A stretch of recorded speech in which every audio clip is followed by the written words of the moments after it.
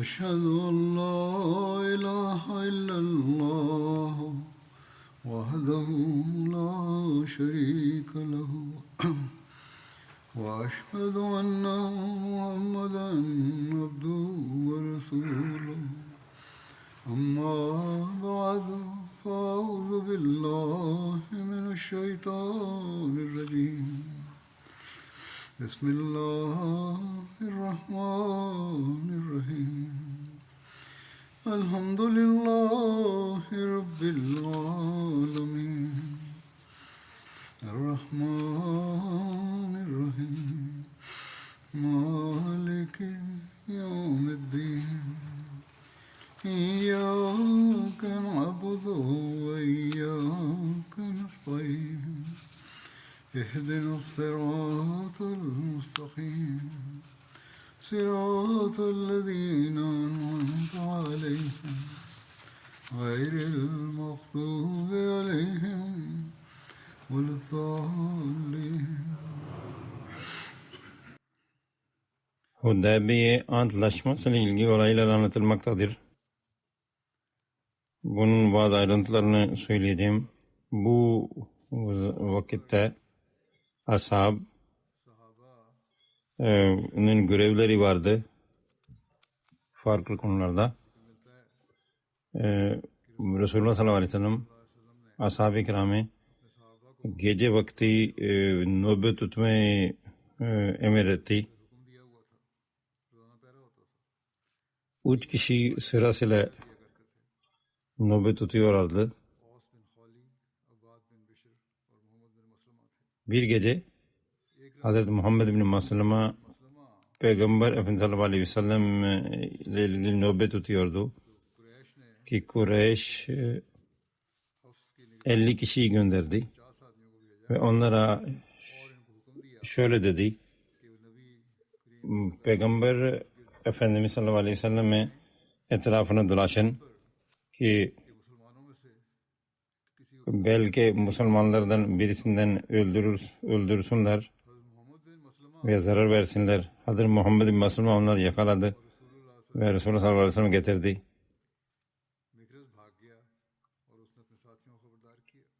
O birisi kaçtı ve geridekilere haber verdi. Nükrüsü geçinde söyledi. Resulullah sallallahu aleyhi ve sellem demişti ki bu kandıran birisi, sahtekar birisidir. Bu da böylece açıklanmış oldu. Müslümanlar arasından birkaç kişi Resulullah sallallahu aleyhi ve sellem'in izniyle Mekke'ye girmişti. Mekkur bin Cabir Fehri, Abdullah bin Suheyl, Abdullah bin Huzafa,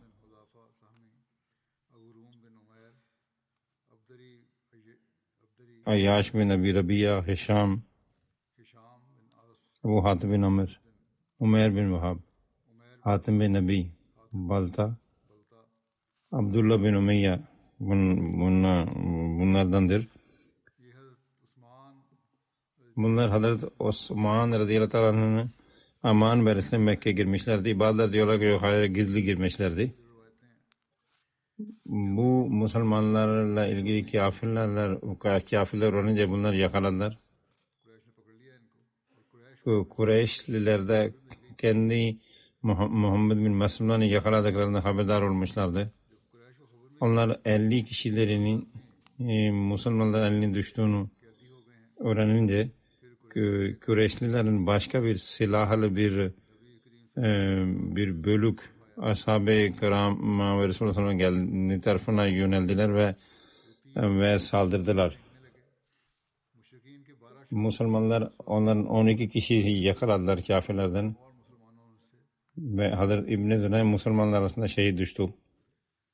Kureyşlileri okla onu şehit etmişlerdi. Kureyşliler bir cemaati, bir grubu Peygamber Efendimiz gönderdiler. Suheyl bin Amr onun içindeydi. Peygamber Efendimiz sallallahu aleyhi ve sellem uzaktan onu gördü ve sahabeye şöyle dedi: Suheyl'in eliyle Allah-u Teala sizin işini sahil yani kolaylaştıracaktır. O zaman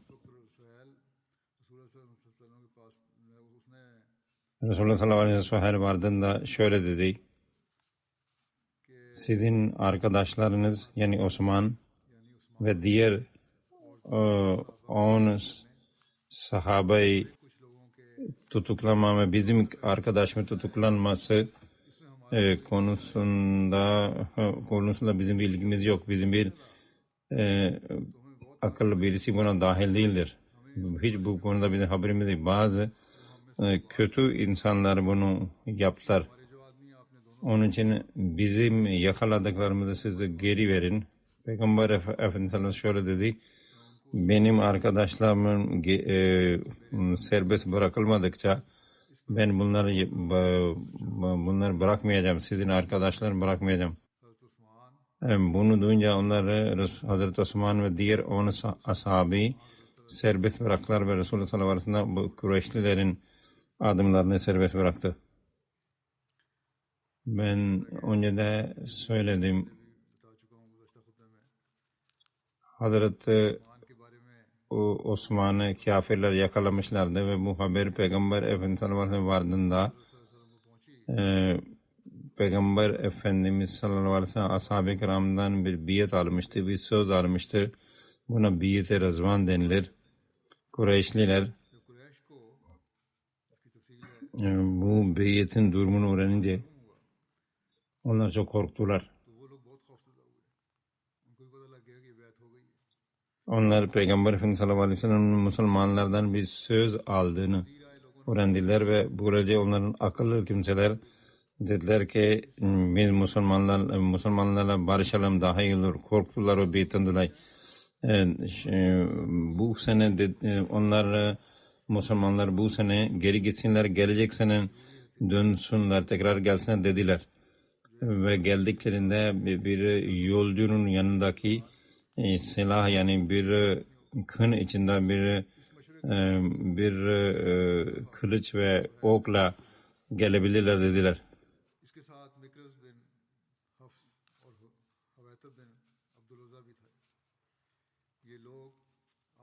Peygamber Efendimiz sallallahu aleyhi ve sellem Kureyşlilerin vekalet eden kişiler geldiler ve bu sene siz geri dönün dediler. Ama gelecek sene gelebilirsiniz dediler. Böylelikle Araplar efendim bundan düşmanlar içeri girdiler demesinler. Suheyl Resulullah sallallahu aleyhi ve sellem tekrar gördüğünde dedi ki bu demektir ki Kureyşliler de antlaşma yapmak istiyorlar. Hazreti Mirza Beşir Ahmed Sabri şöyle dedi. Suheyl bin Amr Peygamber Efendimiz sallallahu aleyhi ve sellem karşına çıktığında onu görür gelmez Resulullah sallallahu aleyhi ve sellem görür gelmez şöyle dedi. Suheyl dedi ki Allah şimdi isterse mamla sahil yani kolaylaşacaktır. Yani Suheyl'in adından böyle bir faal çıkardı ki Suheyl maslayı sahil olacak yani kolaylaşacak mamle. Resulullah dedi ki gelin artık. O Suheyl dedi ki şimdi uzun tartışmaları bırakalım, barışa yönelelim. Bunun üzerine Resulullah sallallahu aleyhi ve sellem Hazreti Ali'yi çağırdı.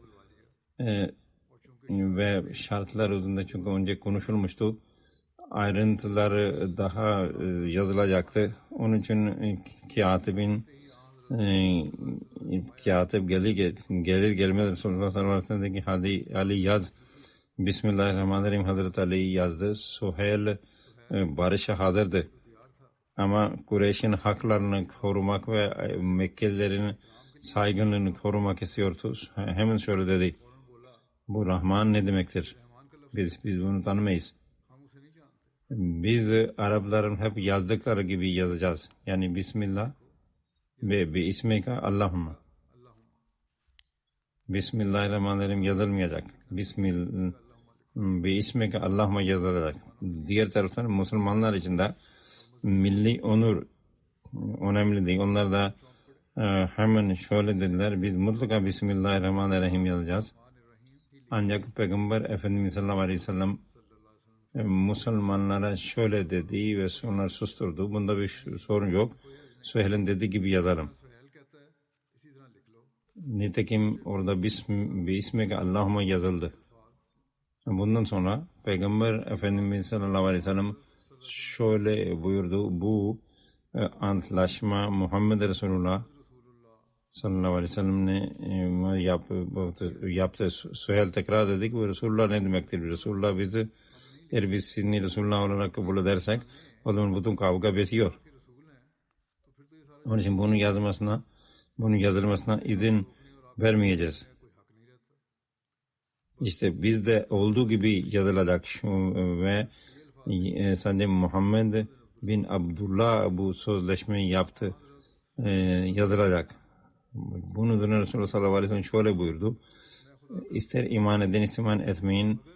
Ben Allah'ın Resulüyüm. Ama ben çünkü aynı zamanda Muhammed bin Abdullah'ım.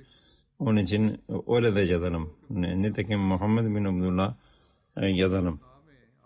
Bunun üzerine Katibi yani Hazreti Ali Muhammed Resulullah yazmıştı. Resulullah sallallahu aleyhi ve sellem onlar Resulullah sallallahu aleyhi ve sellem'in kelimelerini sil ve Muhammed bin Abdullah yaz ama o vakit böyle çok herkes bir coşku içindeydi. Bir Hazreti Ali dedi ki ey Allah Resulü ben bu kelimeleri Resulullah kelimelerini hiç ben silemem. Resulullah sallallahu aleyhi ve sellem onun bu halini görünce dedi ki sen eğer silmeyeceksen ben silerim. Nitekim Resulullah sallallahu aleyhi ve sellem o sözleşmeyi eline aldı ve o kelimenin nerede yazıldığını sorup onu Resulullah'ı kelimelerini sildi ve İbni Abdullah yazdı. Hazreti Mirza Beşir Ahmed bu konuda şöyle diyor. Bundan sonra şöyle yazdırdı. Sözleşme göre Ehl-i Mekka bizi tuhaftan men etmeyecekler. Bunun üzerine Suheyl dedi ki Allah adına yemin olsun ki bu sene bu katiyen olmayacak yoksa biz çok Araplar için çok rezil düşeriz. Ama seneye bu olacak. Bunun üzerine Resulullah dedi ki tamam şöyle yazalım. Sonra Suheyl böyle dedi ki bir şart şöyle olacak. Eğer bir Müslüman olsun olmasın eğer gidip Medine'ye gidip Müslümanlara sığarsa o geri gönderilecek. Ama Mekke'den birisi Müslümanlardan Mekke'ye gelirse o geri gönderilmeyecektir. Bunun üzerine ashab-ı kiram dedik nasıl olabilir? Tam bu esnada Hazreti Ebu Cendel bin Suheyl yani Suheyl'in oğlu geldi. Zincire vurulmuştu. O gizlenerek Mekke'den kaçıp oraya gelmişti. Oraya geldi. İşte o sözleşmeyi yazdıran Suheyl'in oğluydu. Müslüman olmuştu bu. Babası onu zincire vurmuştu. O normal yoldan kaçarak tepelerden gizlice bu tarafa gelmişti. Hazreti Ebu Cendel'in babası Suheyl onu görünce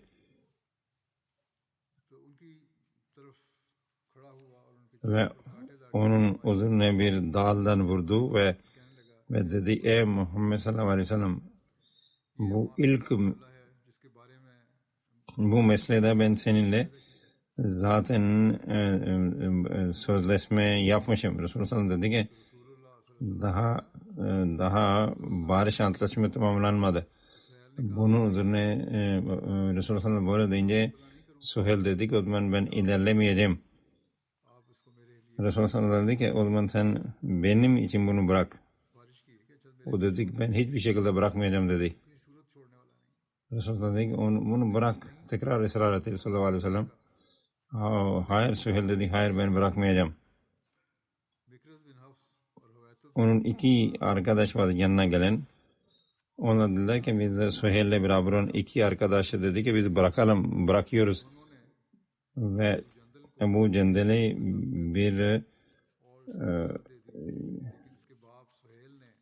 bir çadıra götürdü ama Suheyl reddetti. Hayır olmaz. Bunun üzerine Ebu Cendel Müslümanlara hitaben şöyle dedi. Ey Müslümanlar, beni geri mi göndereceksiniz? Ben Müslüman olarak halbuki geldim ve bana verilen eziyetler siz görmüyorsunuz, bilmiyorsunuz. Bunu da Resulullah sallallahu aleyhi ve sellem şöyle ona hitap etti. Ey Ebu Candil, sabret ve sevabı nail olacağını umut et. Sen Allah senin için ve senin zayıf olan arkadaşlar için bir necat yolunu açacaktır. Biz bu milletle bir sulh antlaşması yaptık ve onlar bize bir söz verdiler ve biz sözü bozamayız. Hazreti Ömer'in de bu zaman çok böyle çok üzüntülü olduğu anlatılmaktadır. O Suheyl bu şartlar dışında bu işe kabul etmek istemiyordu ve sulh reddediyordu. Hazreti Ömer Resulullah sallallahu aleyhi ve sellem geldi. Ey Allah'ın Resulü, acaba biz hak üzerinde değil miyiz? Onlar batılında değil midirler? Resulullah şüphesiz öyledir. Acaba bizim mektullarımız cennette ve onlarki cehennemde değil mi? Resulullah şüphesiz öyledir. Hazreti Ömer sözünü söyle devam etti. Biz bu antlaşmayı yaparken neden bu kadar küçük düşerek bunu yapıyoruz? Biz buradan bu şekilde mi geri döneceğiz? Böyle hakkımızı almadan mı dönelim? Resulullah sallallahu aleyhi ve sellem dedi ki ben Allah'ın kulu ve Resulüyüm.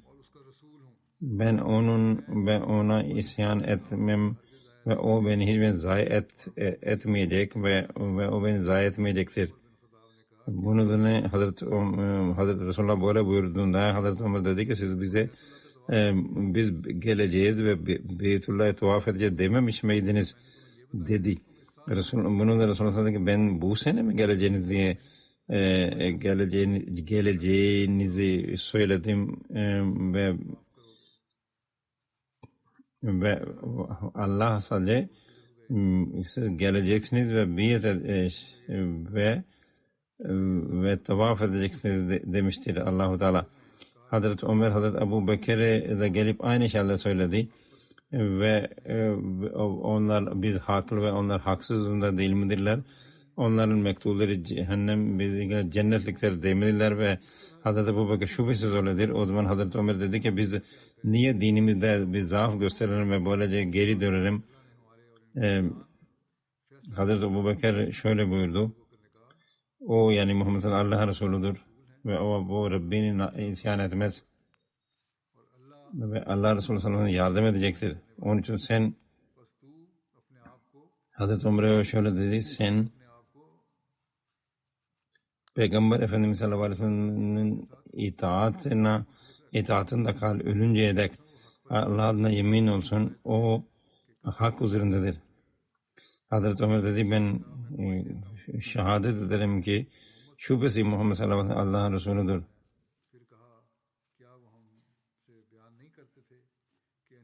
Ama Resulullah demiyor muydu ki biz belki yakında biz Beytullah'a geleceğiz ve tavaf edeceğiz dediğinde Hazreti Ebu Bekir dedi ki peki o bu sene mi bunu yapacağız demişti.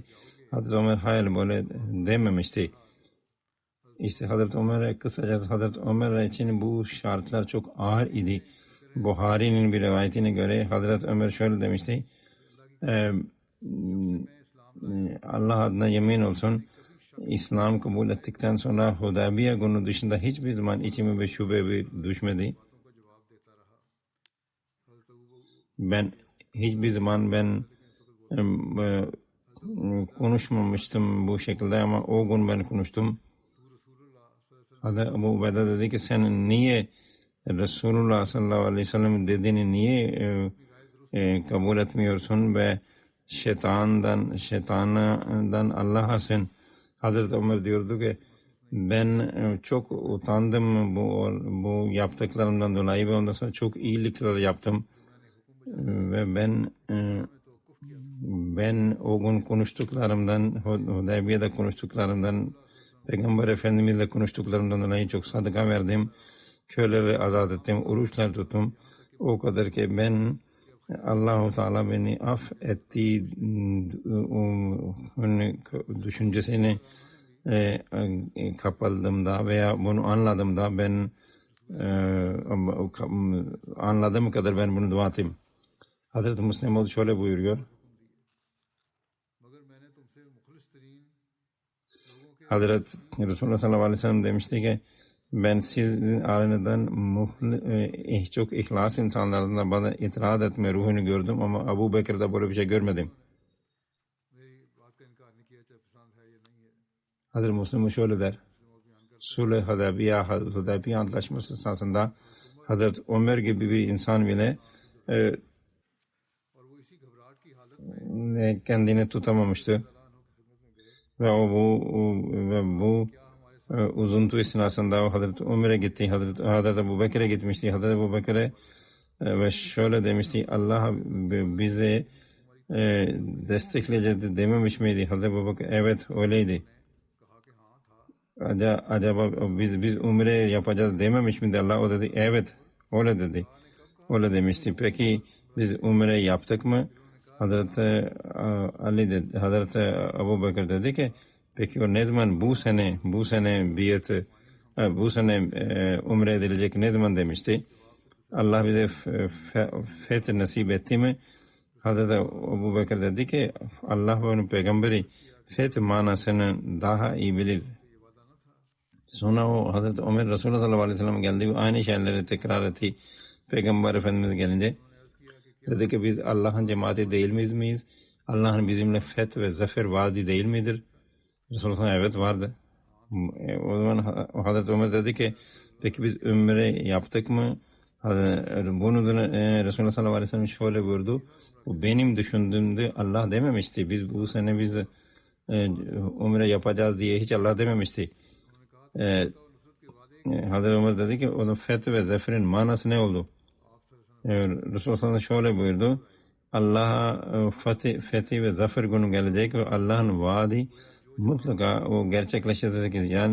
Yani Hazreti Ebu Bekir'in verdiklerinin cevabını aynısını Resulullah sallallahu aleyhi ve sellem söyledi. İşte bu farklı rivayetlerde bu olay geçiyor. İşte biraz tertip farklıdır ki ama aynı olaydır. Ve bu bazı olayların önce ve sonra beyan edilişinden de bu olayın doğruluğu şüphe düşmez.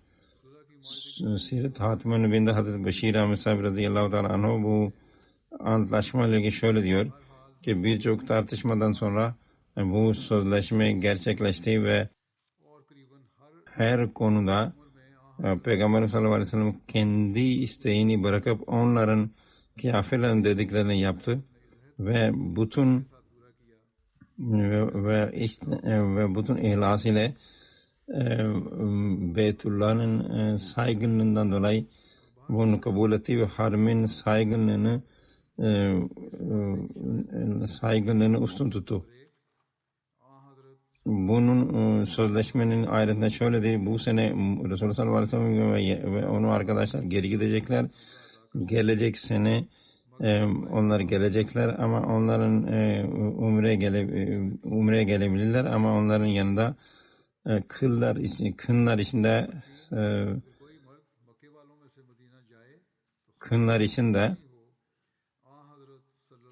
kılıçlar olacaktır ve üçüncü şarta göre Mekkelilerden birisi Medine'ye giderse Medine'dekiler onu kendilerine tutacağına geri gönderecekler. Yani Mekkelilere geri gönderecekler. Yani, kelimeler şöyle de eğer aramızdan bir erkek bizden size giderse onu geri göndereceksiniz ama oradan eğer bir Müslüman Mekke'yi bırakıp Medine'yi bırakıp Mekke'ye gelirse biz onu geri göndermeyeceğiz.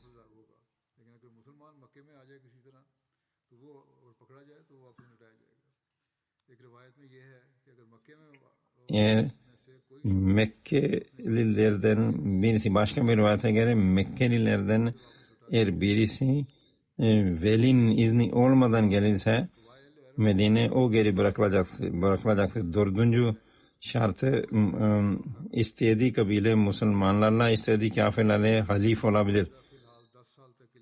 Bu 5. şarta göre bu 10 sene için bu geçerli olacak antlaşma ve bu esnada Kureyşliler ve Müslümanlar arasında hiç şey olmayacak, savaş olmayacak. Bu sözleşme 2 kopyası yapıldı ve saygın kimseler oraya imza atanlar oldu. Hazreti Ömer, Hazreti Osman, Hazreti Osman geri dönmüştü. Hazreti Ebu Ubeyda ve sair oraya imza attılar. O Süheyl sözleşme bitince onun bir kopyasını alıp Mekke'ye gitti ve ikinci kopyası Resulullah sallallahu aleyhi ve sellem yanında durdu.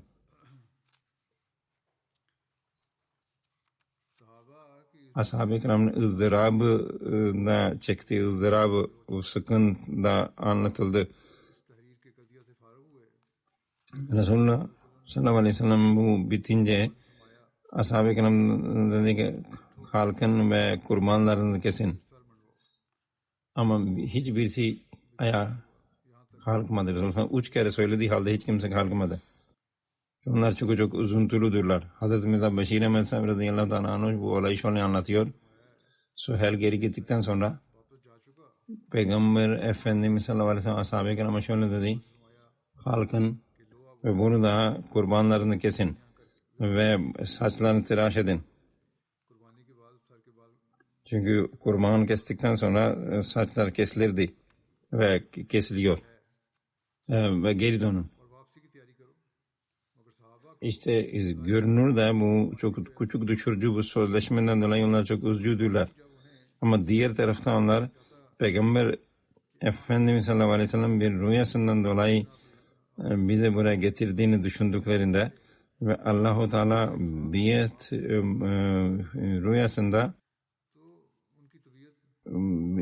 rüyasında tavafı da göstermişti.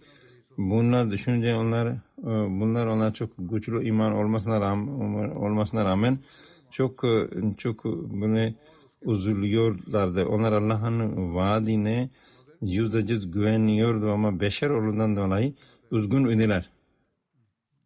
Tavafı yapamadıklarından dolayı. Onların gönülleri bu çok üzüntülüydü bu görünürdeki bu başarısızlıktan dolayı. Ama Peygamber Efendimiz sallallahu aleyhi ve sellem kurbanınızı burada kesin dediğinde yani tavafa yapmadan burada kurbanınızı kesin ve geri dönelim. Hiçbir sahabi kıpırdanmadı. Herkes yerinde oturdu. Onlar haşa Resulullah sallallahu aleyhi ve sellem'e isyan ediyordu diye değil. Çünkü onlardan büyük itaat eden kimse yoktu. Onlar tarafından bunu yapamazsa bir isyan değildi. Tersine üzüntü ve görünürdeki bu zillet veya küçük düşürme onları bu hale getirmiştir. Resulullah sana 2-3 kere dediği halde hiç kimsenin içinde kıpırdanma gücü yoktu. Resulullah sallallahu aleyhi ve sellem üzüldü. Kimse beni dinlemiyor ve çadırına gitti Resulullah sallallahu aleyhi ve sellem. Orada Hazreti Ümmü Seleme radıyallahu teala anha zevcesi ve annemiz Hazreti Ümmü Seleme orada değil. O bu manzarayı görüyordu.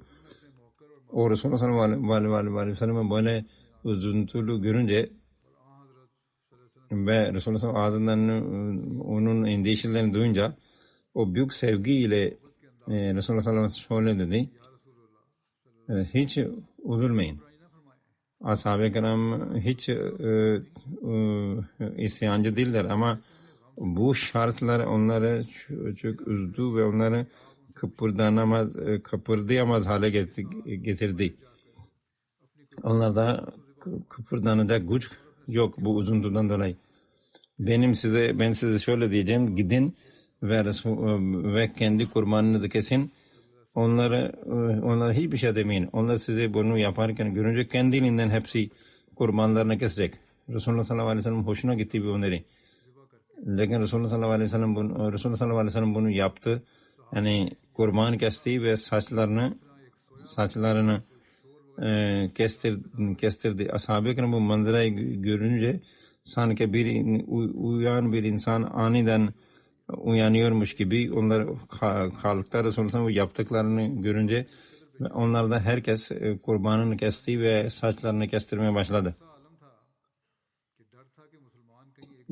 Ravi diyor ki bu öyle bir alimdi ki herkese Müslüman birbirini saçlarını keserken işte birbirini gırtlağını kesmezler o heyecan içinde diye öyle bir endişe vardı. İşte Hazreti Ümmü Selman'ın bu öneri uymuş olanları uyandırdı. Resulullah sallallahu aleyhi ve sellem kendi hayvanlarını kesince Abu Cehl'in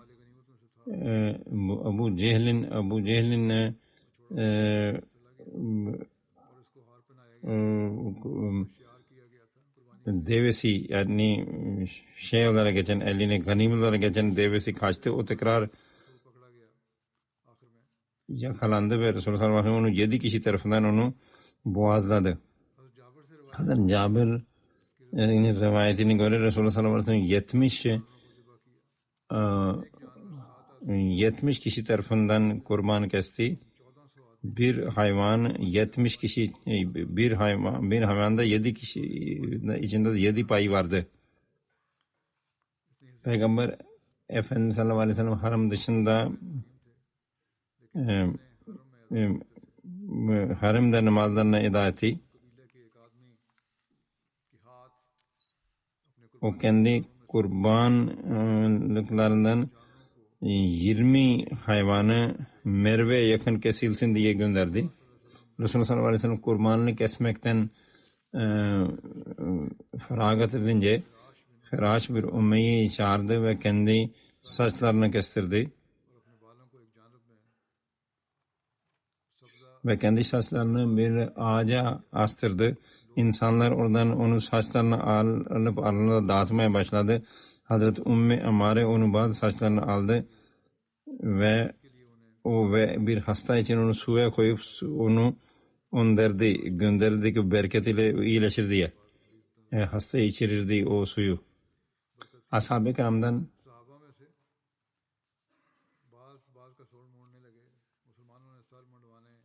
Müslümanlar saçlarını kestirmeye başladı. Peygamber Efendimiz sallallahu aleyhi ve sellem çadırın dışına saçını çıkardı ve şöyle diyordu: Allah saçlarını kestirenlere Allah rahmeti indirsin.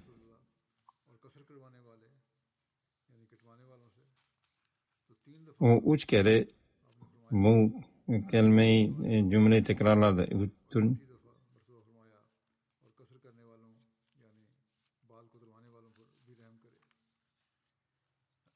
Bir rivayete göre Peygamber Efendimiz sallallahu aleyhi ve sellem Hudeybiye'de 19 gün kaldı ve 20 gün gece orada kaldı. Vakli ve İbn-i Sa'd bundan bahsetmektedir. Hazreti Mirza Beşir Mesab radıyallahu anh şöyle diyor: kurban kesildikten sonra Peygamber Efendimiz sallallahu aleyhi ve sellem Medine'ye dönmeye emretti. Orada 20 güne yakın olmuştu. O Kuraul Gamime vardığında bu gece vaktiydi. Şöyle ilan etti ve ashab-ı kiram bir araya geldi. Bu gece benim bir sure indi dedi. Bu beni bu dünyanın her şeyinden daha mahbubtur. İnna fatahna laka fathan mubina. ليغفر لك الله ما تقدم من ذنبك وما تأخر ويتم نعمته عليك ويهديك صراطا مستقيما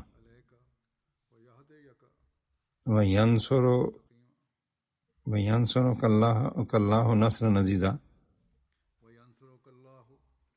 Bu sure Fetih'in 2'den 4'e kadar ayetleridir.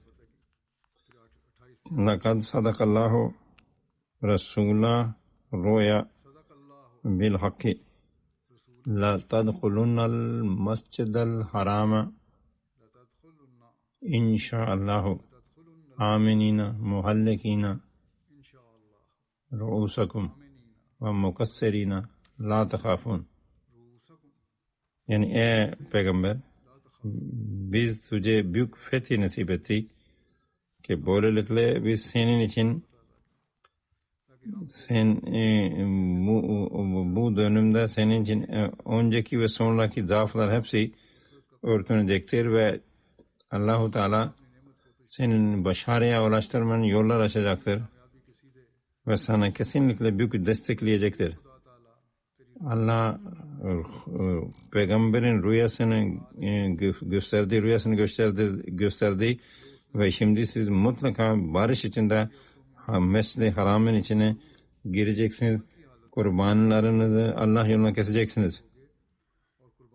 Ve saçlarınızı da kestireceksiniz.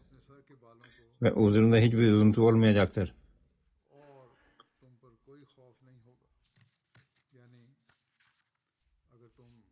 Yani eğer siz bu sene Mekke'ye girseydiniz, bu girmeniz barış içinde değil, tersine savaşarak girecektiniz. Ama Allah-u Teala peygamber rüyasında barış içinde gireceksiniz demişti. Nitekim onun rüyasının gereği barış içinde gireceksiniz. Nitekim öyle oldu. Resulullah sallallahu aleyhi ve sellem bunu ashab-ı kirama anlattığı zaman onlar çok şaşırdılar. Çünkü onlar görünürde biz başarısız geri dönüyoruz ve Allah-u Teala bu bize tebriği sunuyor, mübarek olsun diyor. Bunu da bazı ashabtan bazısı dedi ki bu nasıl bir fetih, nasıl bu tebriktir. Resulullah sallallahu aleyhi ve sellem buna çok üzüldü, çok kızdı ve dedi ki bu çok behude bir itiraz değil. Çünkü aslında Hudeybiye bizim için büyük bir zaferdir. Hudeybiye Antlaşması. Çünkü Kureyşliler bize savaşı tercih etmişlerdi ama onlar kendileri barışı imzaladılar ve gelecek sene bize oraya gelmemizi bize izin verdiler. Ve bu büyük bir fetihdir. Büyük bir zaferdir. Siz unuttunuz mu ki bu Kureyş, Uhud ve Azab içinde nasıl hazırlanıp sizin karşısına gelmişlerdi ve bu yeryüzü bütün genişliğe rağmen size dar gelmişti. İşte aynen bu Kureyş bugün sizinle barış antlaşması imzaladılar. Bunu da ashab-ı kiram şöyle dedi. Ey Allah'ın Resulü biz anladık.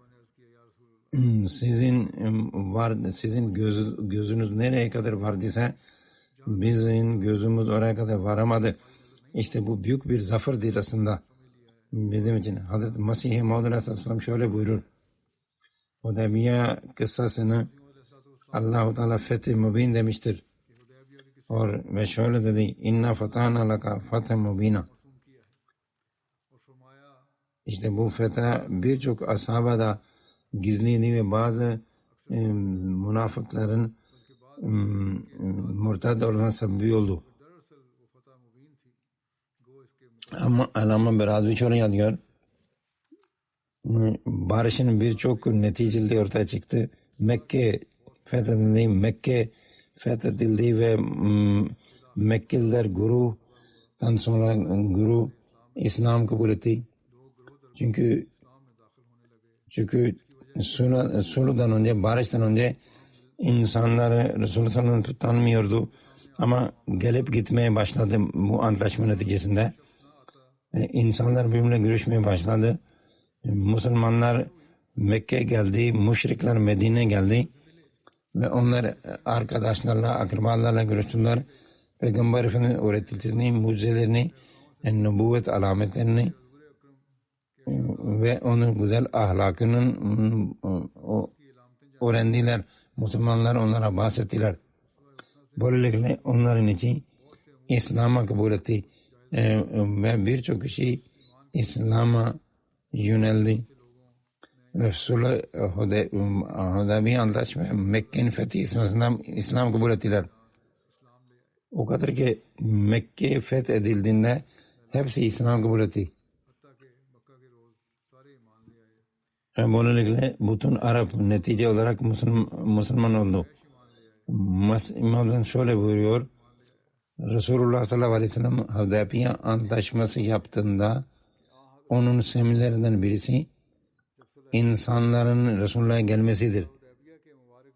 Onlar oraya gelip gelmeye başladı ve Resulullah'ın sözlerini duyunca iman etmeye başladı. Onlar Resulullah sallallahu aleyhi ve sellem'in dinlemedikleri müddetçe aralarında bir perde vardı ve Resulullah sallallahu aleyhi ve sellem'in güzelliği ve cemali bilmiyorlardı. Ve diğerlerinde ona haşa kezzab dedikleri gibi onlar da diyorlardı. Ve onun getirdiği nurdan onlar uzak idiler. Ama o perde ortadan kalkınca o uzaklık kalmadı ve onlar Saidlerin grubuna girdi. Yani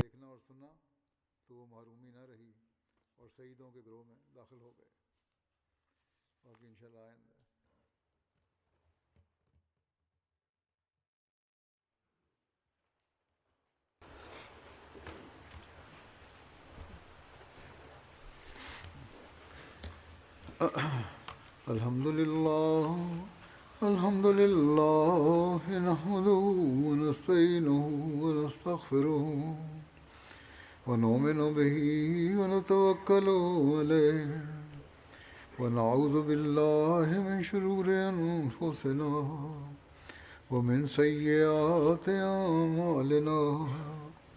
Men yahdihillahu felâ mudille lehu ومن يضلل فلا هادي له ونشهد أن لا إله إلا الله ونشهد أن محمدا عبده ورسوله عباد الله رحمكم الله إن الله يأمر بالعدل والإحسان وإيتاء ذي القربى وينهى عن الفحشاء والمنكر والبغي يعظكم لعلكم تذكرون واذكروا الله يذكركم وادعوه يستجب لكم ولذكر الله أكبر.